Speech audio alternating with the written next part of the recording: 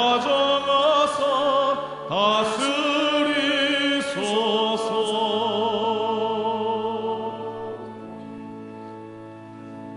할렐루야. 큰 은혜 받으시기 바랍니다. 옛날 어떤 왕이 신하들에게 명령하기를 인류 역사를 좀 책으로 만들어 와라, 그렇게 명령을 했답니다. 그 나라의 유명한 학자들이 모여가지고 인류 역사를 연구를 해서 여러 권의 책을 만들어 왔습니다. 임금님이 보더니 이거 너무 방대한데 이거 책 한 권으로 좀 줄여봐라. 그래서 그것을 한 권의 책으로 줄여서 가지고 왔습니다. 임금이 보더니 이것도 너무 방대한데 좀 더 줄여봐라. 줄여왔습니다. 보시더니 이것을 이번에는 한 장으로 좀 줄여봐라. 종이 한 장으로 역사를 다 어떻게 기록하겠습니까? 가지고 왔더니 이것도 길다. 한 글자로 표현해봐라. 그랬더니 이번에는 신하들이 두꺼운 책이 다 백지로 되어 있는데 첫 장에 글자 하나만 써놨는데 고난 할 때 그 고자 그거 하나 써가지고 왔더래요. 그걸 보더니 하는 얘기가 과연 인류의 역사는 고난의 역사구나, 그렇게 말을 했다고 합니다. 사람마다 차이는 좀 있어 보이고 국가마다 차이가 있어 보이고 그렇지만은 우리 인간은 그저 태어날 때부터 죽을 때까지 많은 고난을 당하다가 세상을 떠나는 것입니다. 우리 기독교 역사에 유명한 인물 중에 성 어거스틴이 있습니다. 그는 하나님의 도성이라고 하는 불의의 명절을 남겼는데 이 어거스틴은 이 책에서 아주 유명한 말을 했습니다. 고통이란 동일한 것이다. 누구에게나 고통이란 있고 고통은 동일한 것이로되 고통을 당하는 사람은 동일하지가 않다. 악한 사람은 고통 속에서 하나님을 비방하고 원망하고 모독하지만은 선한 사람은 고난을 통하여 하나님을 찾고 하나님을 알고 궁극에서는 하나님을 찬양하게 되느니라. 그래서 고통은 다 같은데 사람이 다르다는 것입니다. 고통은 같지만은 전혀 다른 두 가지 사람이 있다는 것입니다. 무슨 고통을 당하느냐는 중요하지 않다. 어떤 자세로 고난을 당하느냐에 따라서 결과가 달라지고 고난의 의미도 달라진다. 아주 중요한 얘기를 했어요. 어떤 고난을 당하느냐는 중요하지 않다는 거예요. 우리가 고난을 당할 때 어떤 자세를 가지고 있느냐, 그것이 중요하다는 것입니다. 내가 어떤 자세를 가지느냐에 따라서 결과가 달라지고 고난의 의미도 달라진다고 하는 것입니다. 빅터 이 프랭클이라고 하는 사람은 나치 독일의 강제 노동 수용소에서 고생을 많이 한 사람입니다. 그 수용소에서 고생하는 다른 사람들을 많이 봤어요. 자기가 본 것을 이제 책으로 썼는데 죽음의 수용소라고 하는 이름의 책을 썼습니다. 그는 이 책에서 이런 말을 합니다. 고난 속에서 포기한 사람에게는 그 고난이 저주이지만은 고난 속에서 그 고난의 의미를 발견한 사람에게는 그 고난이 놀라운 축복일 수 있다. 그래서 그 고난의 의미를 아는 자에게는 그 고난이 축복일 수 있다는 것입니다. 참으로 우리가 깊이 생각해 봐야 할 문제라고 생각이 됩니다. 베드로 사도는 그의 서신에서 이런 말을 합니다. 애매히 고난을 받아도 하나님을 생각함으로 참으면 이는 아름다우나 죄가 있어 매를 맞고 참으면 무슨 칭찬이 있으리요 오직 선을 행함으로 고난을 받고 참으면 이는 하나님 앞에 아름다우니라 그랬어요. 죄를 범한 사람들에게 고난이 오는 건 아주 당연한 일입니다. 여러분들은 심은 대로 거둔다는 사실을 믿습니까? 우리가 평소에 남에게 좋은 일 많이 해야 돼요. 평소에 좋은 일 많이 해야 돼요. 평소에 다른 사람의 마음을 아프게 하면요, 그걸로 끝나는 거 아닙니다. 반드시 얼마 후에는 몇 배로 보상을 받습니다. 남에게 손해를 주고 남의 것 떼먹고 남을 속이고 그걸로 절대로 끝나지 않습니다. 반드시 누군가가 몇 배로 보복을 합니다. 심은 대로 거두게 되어 있는 거예요. 심은 대로. 우리가 그걸 알아야 돼요. 우리가 이 땅에 사는 동안에 너무 못된 짓을 많이 해놓으면 두고두고 당합니다. 당해요. 당연해요. 죄를 범한 자가 매를 맞는 건 당연해요.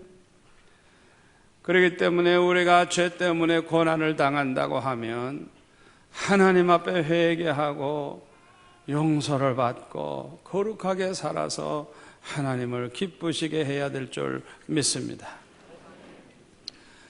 그런데 우리 그리스도인들이 당하는 고난 가운데는 애매한 고난이 있어요. 아무리 생각해봐도 잘못한 게 없는데, 내가 실수한 거 하나도 없는데 억울하게 고난을 당할 때가 있습니다. 이럴 때는 하나님을 생각함으로 슬픔을 참으면 아름답다 그랬어요. 내가 왜 고난을 당하는지 모르지만은 그러나 하나님의 뜻이 있고 하나님의 비밀이 있고 하나님의 섭리가 있고 또 그 하나님이 나를 사랑하신다는 것을 믿고 그 하나님을 생각하면서 슬픔을 참는다고 하면 우리 하나님 보시기에 너무너무 아름다운 것입니다. 특별히 우리 그리스도인들이 선을 행함으로 고난을 받을 때 낙심하지 아니하고 잘 참고 나가면 우리 하나님께서 기뻐하시고 영광을 받으시고 축복하실 줄로 믿습니다. 예수 믿기 때문에 고난당하고 옛날 성수주의를 하지 않을 때는 문제가 없었는데 성수주의를 하면서부터 고난을 당하게 되고 또 옛날에 전도 안 할 때는 문제가 없었는데 전도를 하기 때문에 문제가 많아지고 고난이 많아지고 또 봉사를 안 할 때는 문제가 없었는데 차량 안내를 해보니까 왜 그렇게 문제가 많고 고난이 많은지. 그런데 그 고난 중에 잘 참고 나가는 사람, 우리 하나님께서 그 모습을 보실 때 얼마나 아름답게 보시고 얼마나 또 기뻐하시겠습니까? 사도 바울은 우리가 이런 고난 때문에 장차 하나님 앞에 받을 영광은 얼마나 큰지 비교할 수 없다 그랬어요. 우리가 선을 행함으로 예수 믿기 때문에, 주를 위해서 살기 때문에 고난을 당하는 것은 장차 100배, 1000배, 만배의 축복과 영광이 있다는 걸 믿으시기를 바랍니다. 사도 바울은 이렇게 말합니다.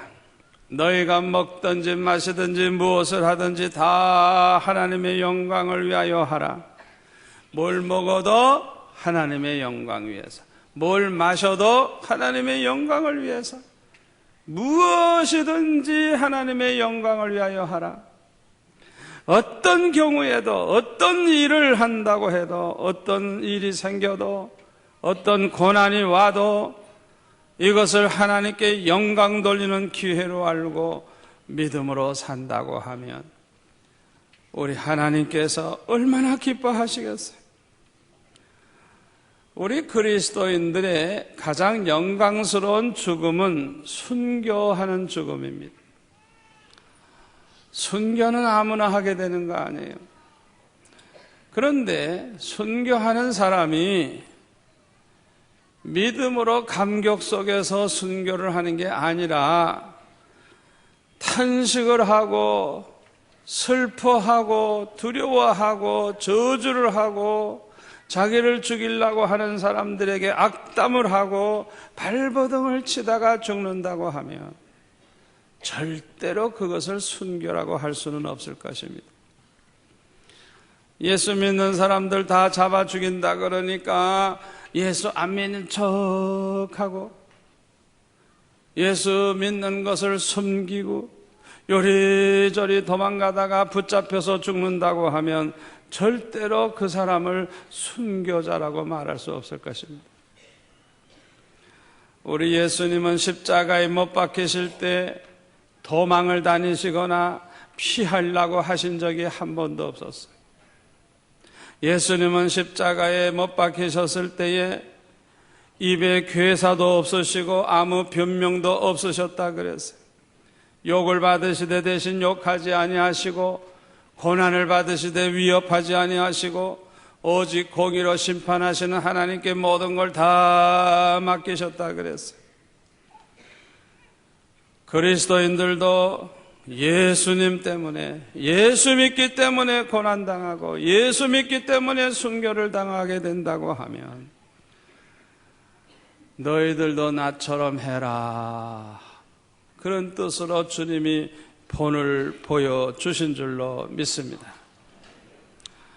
초대교회의 성도들은 로마 황제로부터 엄청난 핍박을 받고 화형을 당하기도 하고 사자의 밥이 되기도 하고 십자가에 달려 죽기도 하고 아주 처참하게 많이 죽었어요. 그런데 그때 순교하는 성도들은 기도하면서 찬양하면서 이제 곧 주님을 만날 것 생각하고 이제 곧 주의 나라에 들어갈 것 생각하고 너무너무 기뻐서 찬양하며 기도하며 너무너무 좋아서 그냥 기쁨에 눈물이 가득한 가운데 천사의 얼굴과 같은 모습으로 순교했다 그래요. 정말 순교가 귀한 줄 알고 그 순교가 가장 큰 영광인 줄 알고 기쁨으로 감사하고 찬양하고 그러면서 죽을 수 있어야 진정한 순교인 줄로 믿습니다. 이런 모습을 하나님이 보실 때 기뻐하시고 이런 모습을 보실 때 하나님이 영광을 받으실 줄 믿습니다. 우리는 오늘 본문에서 아주 위대한 믿음의 사람을 볼 수가 있습니다. 오늘 본문에 나오는 다니엘은 모든 환난과 시험과 고난을 하나님께 영광 돌리는 기회로 삼은 위대한 믿음의 사람입니다.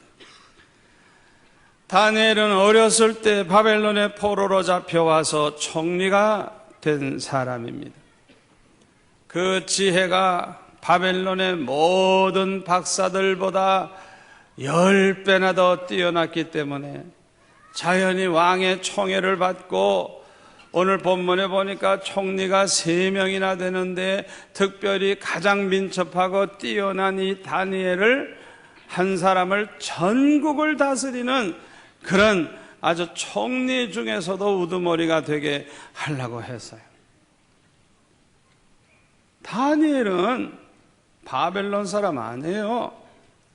노예예요, 노예. 포로로 잡혀와서 노예 생활을 하는 그런 신분입니다. 그런데 이 사람이 총리가 됐는데, 아니 이 사람이 전국을 다스리고 다른 총리나 그 나라의 모든 관리들이 그 밑에서 심부름한다고 하면 그거 어디 좋겠어요?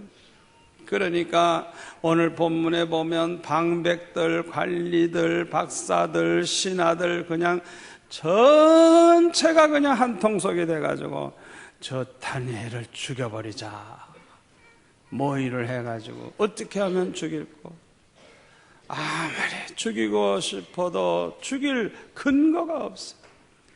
가만히 보니까 다니엘이 기도 생활을 많이 하거든요. 하하, 저것을 올무로 걸어가지고 죽여야 되겠다. 그래가지고 왕에게 건의합니다. 앞으로 30일 동안, 한 달 동안만, 뭐 평생 하는 거 아니고 30일 동안만 왕만 섬기고 왕 외에 다른 신이나 사람에게 구하거나 그런 사람이 있으면은 사자굴에 던져놓기로 그렇게 법을 만들었어요. 왕은 미처 깊이 생각을 못하고 어인을 찍어서 그렇게 해라 그리고 공포를 했어요. 이제는 다니엘이 또 기도하면 이제 큰일 납니다. 이 30일 동안은 좀 기도를 좀 중단해야 돼. 방학을 좀 해야 돼. 그리고 그 다음에 해야 돼요. 그래야 살아요. 그러나 다니엘은 어인이 찍히고 공포된 사실을 알면서도 집에 돌아가서 예루살렘을 향하여 열린 창 앞에서 무릎을 꿇고 전에 하던 그대로 하루에 3번씩 기도하며 하나님 앞에 감사를 드렸다 그랬어요. 바로 그걸 노리고 있었는데 다니엘이 또 가서 기도하니까 즉각 왕에게 고발을 해서 다니엘은 사자굴에 들어가게 되고 말았습니다. 믿음이 없는 사람이라고 하면 낙심을 했을 거예요. 믿음이 없는 사람이라면 두려워하고 원망도 하고 불평도 할 수 있었을 것입니다. 그러나 다니엘은 조금도 두려움이 없어요. 다니엘은 낙심도 하지 않았습니다. 원망 불평도 하지 않았습니다. 늠름한 모습으로 하나님께 영광 돌리는 기회로 삼고 얼마나 참 아름답게 처신을 하는지 우리가 본문을 보면 참 감동스러운 다니엘의 그 모습을 볼 수가 있습니다. 다니엘은 고난을 당할 때 첫째로는 기도로 하나님께 영광을 돌렸습니다. 그리스도인들에게 찾아오는 고난은 기도하라고 하는 하나님의 특별한 사인이라는 걸 믿으시기를 바랍니다. 여러분들이 갑자기 어디가 아프다든지 사업이 좀 문제가 있다든지 자녀들에게 문제가 있다든지 하여튼 어떤 문제가 생기면 그걸 우연히 생긴 것처럼 생각하고 빠등빠등 애를 쓰고 고민하고 그러지 마세요.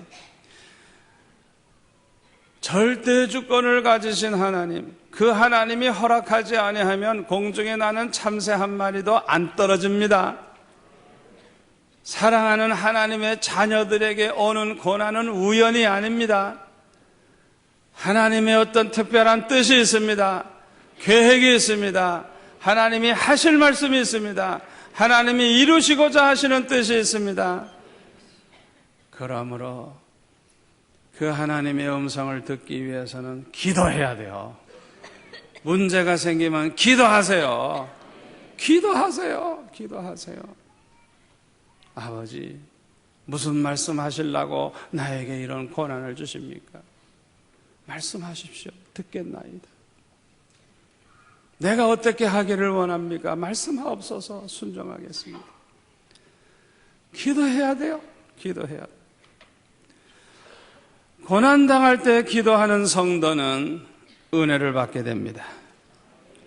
고난당할 때 기도하는 성도는 죄를 깨닫고 회개하게 되고 더욱 거룩하게 살게 됩니다. 고난당할 때 기도하는 성도는 하나님의 사랑을 깨닫고 더욱더 감사하게 되고 기쁨이 넘치게 됩니다. 고난당할 때 기도하는 성도는 하나님의 뜻을 깨닫게 되고 그러므로 기쁨으로 고난을 당하면서 하나님께 영광을 돌리게 되는 것입니다. 고난당할 때 기도하는 사람은요, 은혜 받죠, 회개하게 되죠, 사랑을 깨닫죠, 하나님의 뜻을 깨닫죠. 그래서 그 믿음이 더 강건해지고 믿음이 더 성숙해지고 더 좋은 믿음의 사람이 됩니다.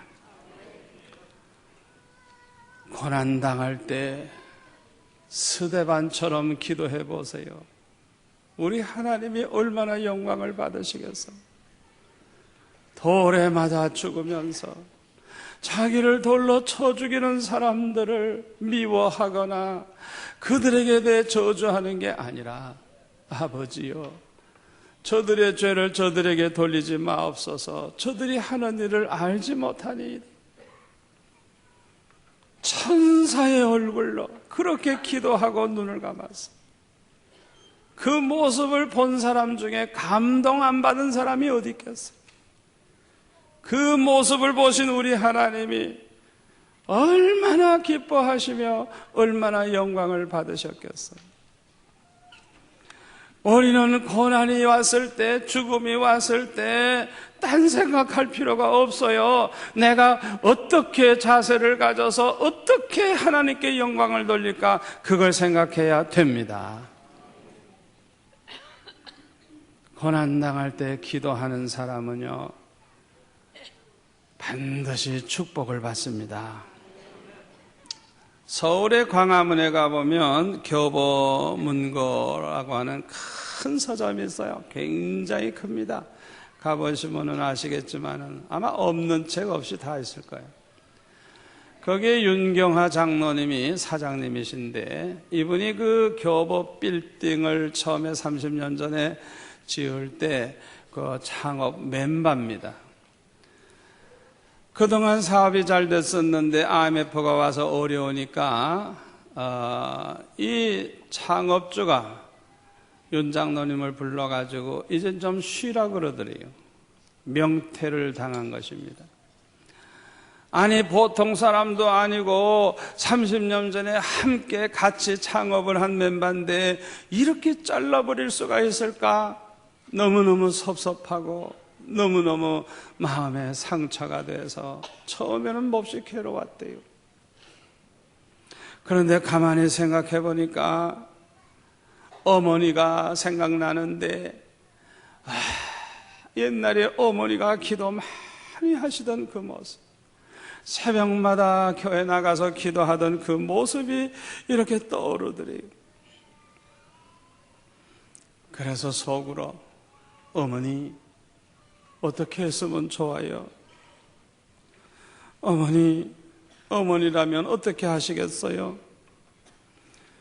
그는 어머니가 기도하는 모습을 생각하면서 자기도 기도해야지, 그 생각을 하게 됐다고 하는 것입니다. 하나님, 나도 기도하겠습니다. 그리고 나서 새벽 기도회를 열심히 나가고, 뭐 하는 게 아무것도 없으니까 성경 실컷 보고, 또 시간이 있으니까 성경을 쓰기 시작하고, 그러다 보니까 은혜를 받기 시작했어요. 그전에는 그냥 뼈 빠지게 일하고 너무너무 바쁘게 일하기 때문에 새벽 예배도 못 가고 성경도 못 읽었는데, 이제는 할 일이 없으니까 새벽 기도 열심히 나가죠. 기도 많이 하죠. 성경 많이 보죠. 성경을 또 쓰죠. 그러다가 보니까 얼마나 은혜 받고 보니 얼마나 좋은지. 그래가지고 생각해 보니까 하나님께서 나에게 특별 휴가를 주셨구나. 그 생각을 하게 되니 너무너무 감사하더래요. 감사하는 마음을 가지게 되니까 자기를 명퇴시킨 그 창업주도 옛날엔 미웠는데 미운 생각이 없어지고 오히려 고마운 마음이 생각이 들더래요. 그래서 아버지 하나님 감사합니다. 나를 명퇴당하게 해주신 거 감사합니다. 휴가를 주신 거 감사합니다. 그냥 너무너무 감사해가지고 퇴직금 받은 거 가지고 감사헌금을 드렸대요. 여러분, 퇴직금 가지고 감사헌금 한 사람 들어봤습니까? 너무너무 감사해서 하나님 앞에 감사하다고 하면서 이렇게 감사 예물을 드리니까 더 기쁘고 더 마음이 편안하더래요. 그런데 갑자기 따르릉 전화가 오더래요. 전화를 받았더니 회사에서 온 전화인데 회사에서 좀 보자고.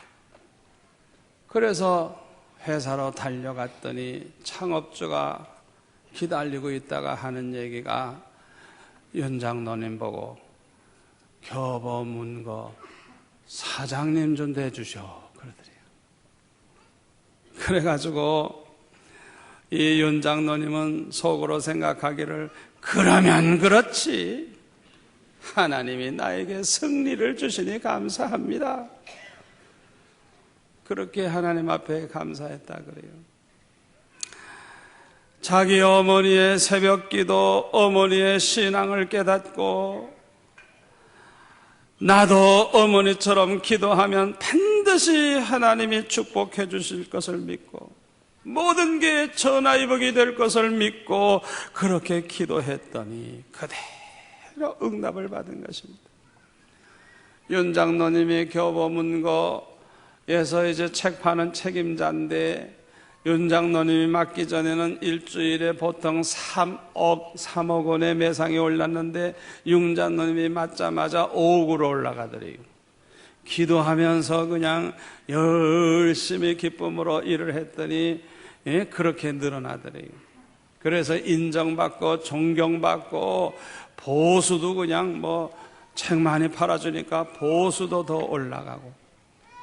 그래서 이 윤 장로님은 뭐라고 고백하는 거 하니 나는 내 삶을 이제 남은 여생은 하나님을 위해서 살겠습니다.